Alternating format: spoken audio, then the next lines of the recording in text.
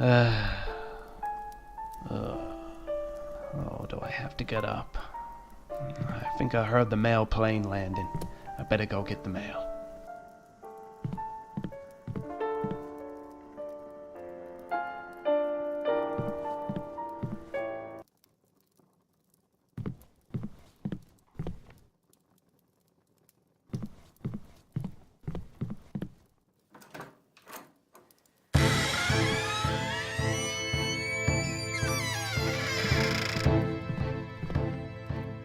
I remember stepping outside that day.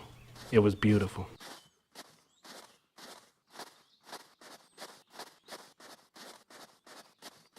I could see Mason in the distance. This was the first time in weeks it was me going to get the mail, rather than anyone else.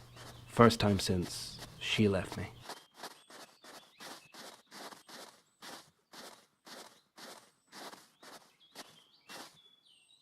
Mason, how are you this morning? I couldn't be better, Blake. This morning really does have that essence of greatness to it, doesn't it? That crisp air, that gorgeous sun.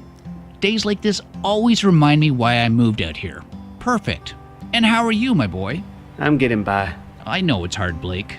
I remember when my dear Ava left me. It took me months to get back to the happy man I am. Just keep your head high, your spirit strong, and everything will be all right. Okay?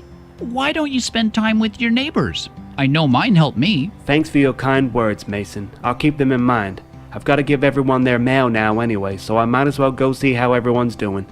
Thank you. Anytime, my friend. Just keep moving. We only die when we stop moving.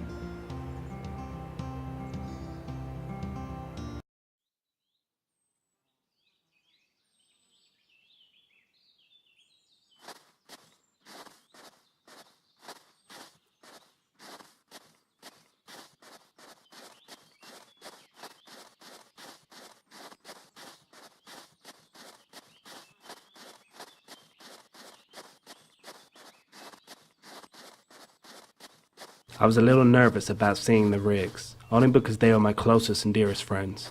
I had been blocking them and everyone else out of my life for weeks prior to that day. I hoped they weren't upset with me.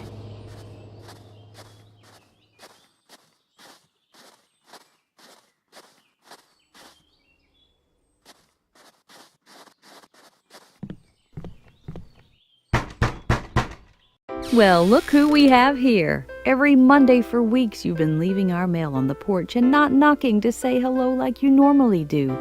It's very difficult explaining where someone is to a 6-year-old, you know, especially when they only live 10 steps away. Sorry, Anna. It's more like 14 steps, though, which makes all the difference. It's okay. We were just happy to know you're still alive. You've had us all worrying.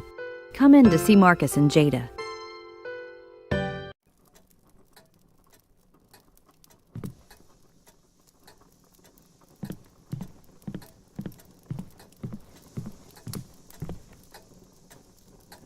How are you, old friend?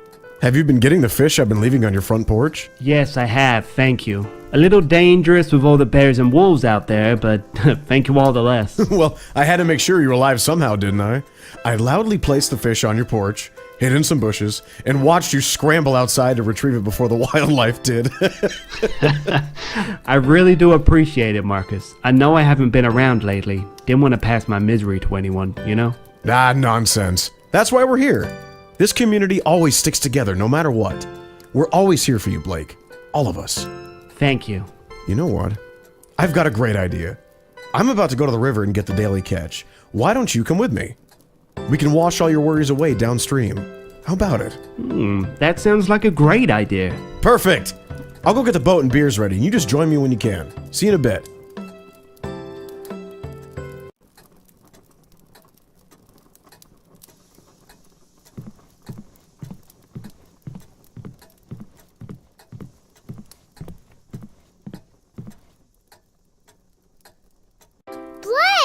Why have you been hiding from me? Now, why would I do a thing like that? Hide from my favorite person? I was looking for you too, you know.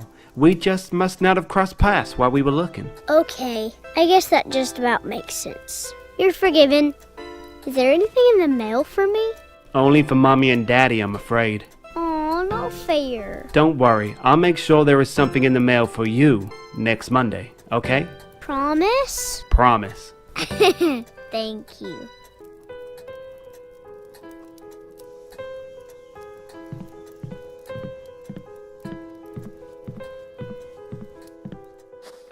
Sunset was almost upon us. That time of year, daylight didn't last long.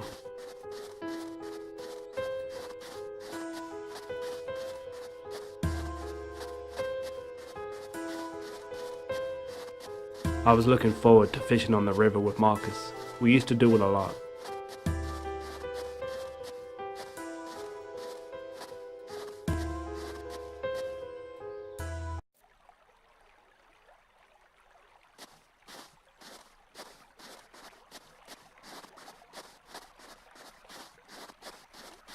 I could see Marcus setting up the boat up ahead.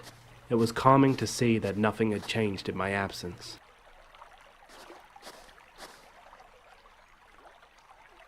I usually row the boat upstream a little, just around the river bend. That's where I always find the big ones. So honestly, Blake, just us two men out here, how are you really feeling, my friend? In all honesty, I feel a little lost. Like the world is passing me by, but I don't have what it takes to jump back on it anymore. Not without her, anyway. Come on, Blake, there's more to life than women. Easy for you to say. You have Anna and your lovely daughter. Hey, I understand, but I didn't always have them in my life. True. Look, I know it's hard now, but it'll get easier. You'll see. A few months down the line, you won't even remember why you were upset. What was the real reason she left anyway? She just couldn't handle the life out here. Not everyone can. Everyone's different, I guess. Some of us want this life, living off the fat of the land, fishing down rivers, creating your own heat from trees we've cut down, all while constantly surrounded by scenic views. Perfect. Some, though, they don't understand that. I'm guessing she went back to California? Of course, the Golden State. Very different from our state motto, the last frontier. Very different lifestyles indeed. It's no wonder she fled back. Why didn't you go back with her? She didn't want me to. It was just over. We'd been rocky for months prior. It would have only been a wasted effort. I understand. Right. Enough about the past. It's time to find what the future has in store for our stomachs. Grab the rod there, and we'll start.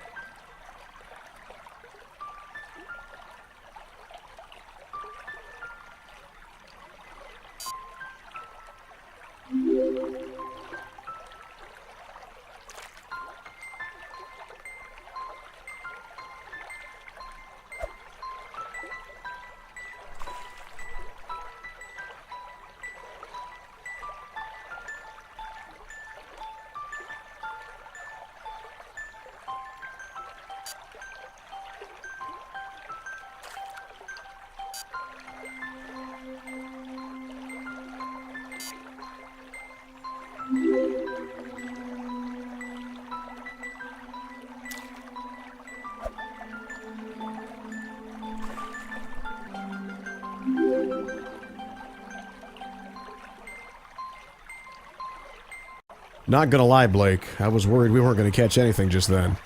I think you need to get out more. It's been too long since you came out with me and Betty. Betsy? Yeah, I decided to name the boat. It gave her more of a character, someone I could talk to on long days out on the river. I think it may be you that needs to get out more, Marcus. Right. I'll race you back to the house.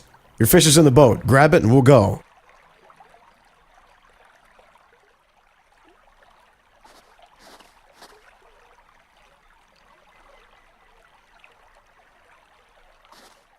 Huh? Bastard.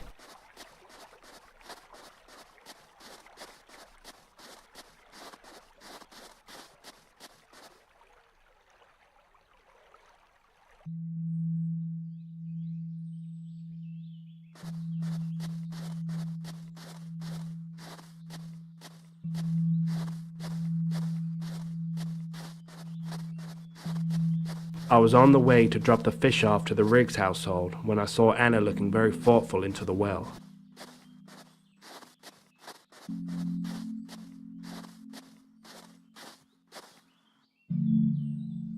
Ah, good, you're back. Did you catch any good ones for us? Oh, but of course. Good. I'll cook them for dinner later. But right now we've got other issues.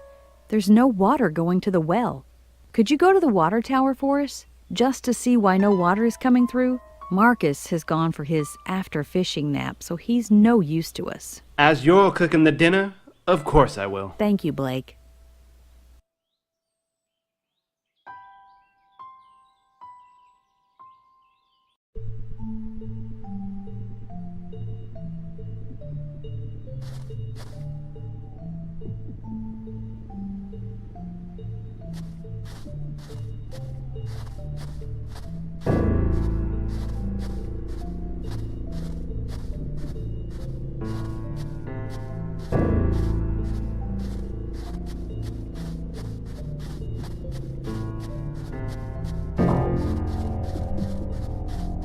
The water tower was often breaking down. Sometimes the heating mechanics failed, leaving the water to freeze. Definitely a man's job to repair.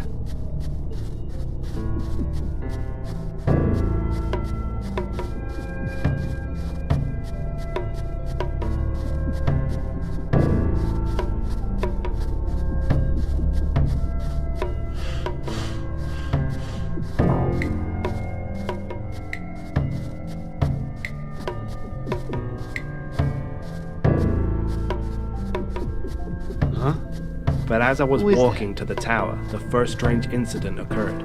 I saw a man running from me. I chased him towards the water tower. Hey, you! Hey! Come back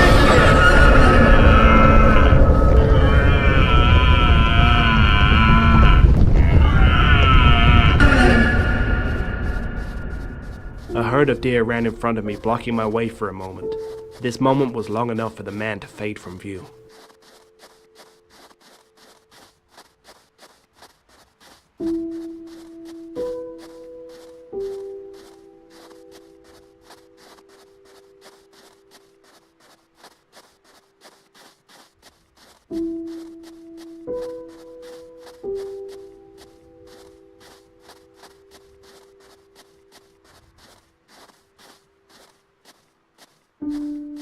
When I finally arrived at the water tower, the man was nowhere to be seen.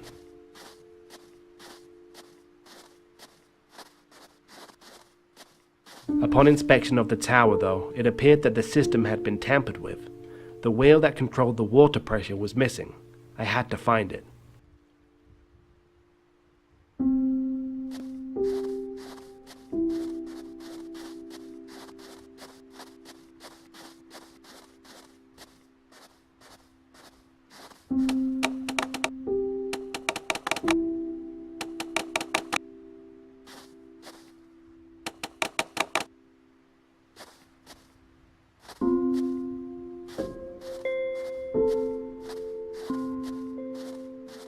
I found the wheel in the old shack near the tower. I grabbed it and went to put it back in its correct place.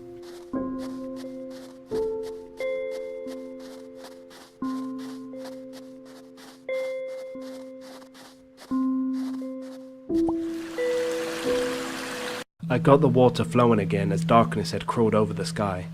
It was time to see how Anna was getting on at the well.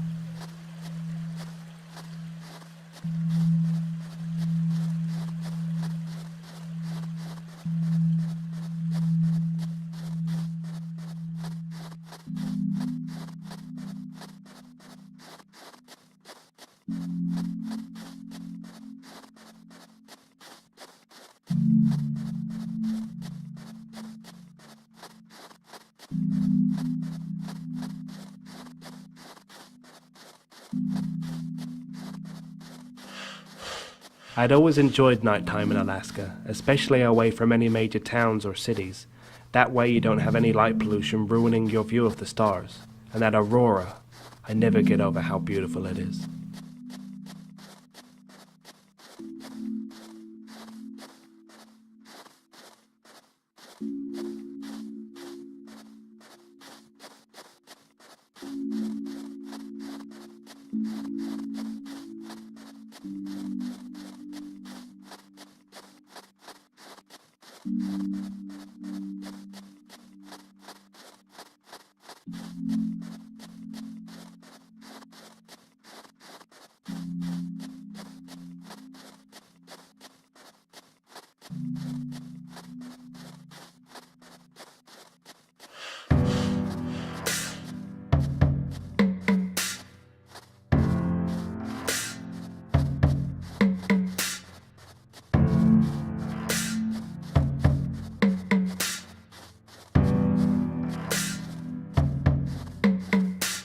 Well done, Blake. It's working. Go inside. Dinner's almost ready.